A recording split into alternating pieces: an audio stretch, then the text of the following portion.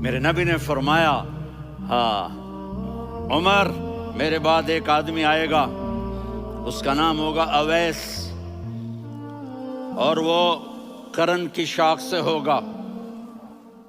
دعا کرانا علی آپ بھی، عمر آپ بھی۔ یا رسول اللہ کس لیے؟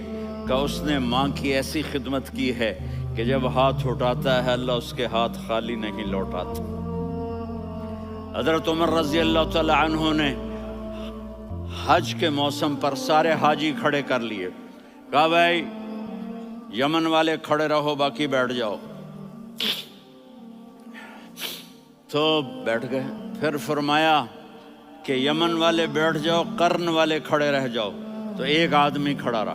کہا تم قرنی ہو؟ کہا جی ہاں۔ اویس کو جانتے ہو؟ جی میرے بھائی کا بیٹا ہے لیکن تھوڑا پاگل سا ہے، آپ کیوں پوچھ رہے ہیں؟ حضرت عمر نے فرمایا وہ نہیں، تو پاگل ہے۔ کدھر ہے؟ کہا جی اونٹ چرانے گیا ہے ادھر عرفات کی طرف۔ تو آپ نے حضرت علی کو ساتھ لیا اور دوڑ لگائی سواری پر۔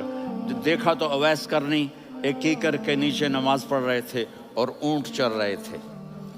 تو جب انہوں نے دیکھا کہ دو آدمی آ کے بیٹھ گئے تو انہوں نے نماز شارٹ کٹ کر دی۔ تو حضرت عمر نے پوچھا کون ہو بھائی؟ کہا جی میں مزدور ہوں۔ کہا تیرا نام کیا ہے؟ کہا جی اللہ کا بندہ۔ کہا رے بھائی تیری ماں نے تیرا نام کیا رکھا ہے؟ اس نے تو نہ حضرت عمر کو دیکھا تھا نہ علی کو۔ وہ کہنے لگا بھائی تم کون لوگ ہو میرا انٹرویو کرنے والے؟ یہ تو میں اپنی زبان میں کہہ رہا ہوں۔ تو حضرت علی بولے کہ بھائی یہ ہیں امیر المومنین عمر بن خطاب اور میں ہوں علی بن ابی طالب۔ تو وہ ایسے کانپنے لگے، میں معافی چاہتا ہوں، میں پہلی دفعہ آیا ہوں، میں نے آپ کو دیکھا نہیں، فرمائیے آپ۔ حضرت عمر نے کہا ہاتھ اٹھا ہمارے لیے دعا کر۔ تو وہ رونے لگی۔ آپ نبی کے صحابی، میں عاجز مسکین میں دعا کروں؟ میری اوقات ہے میں دعا کروں؟ کہاں، ہمیں ہمارے نبی نے فرمایا تھا اویس آئے تو دعا کروانی ہے۔ عمر اور علی جیسی ہستیوں کو دعا کے لیے کہا جا رہا ہے۔ پیچھے تہجد ہے؟ نہیں۔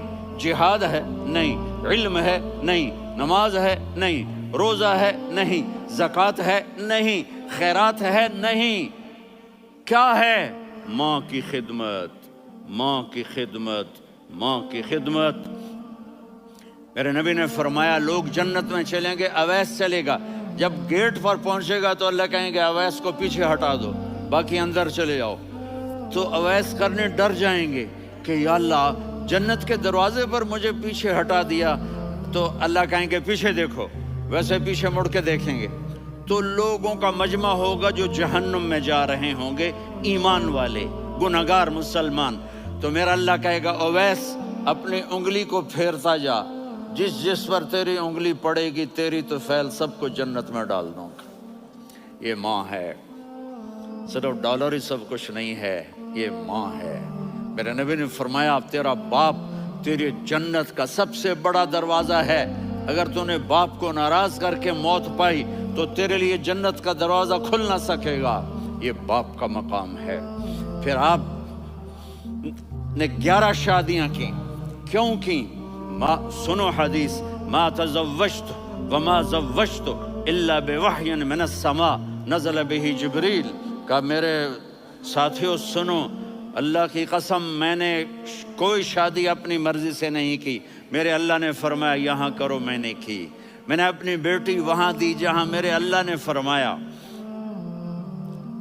تو اتنی شادیاں کیوں کی ہیں؟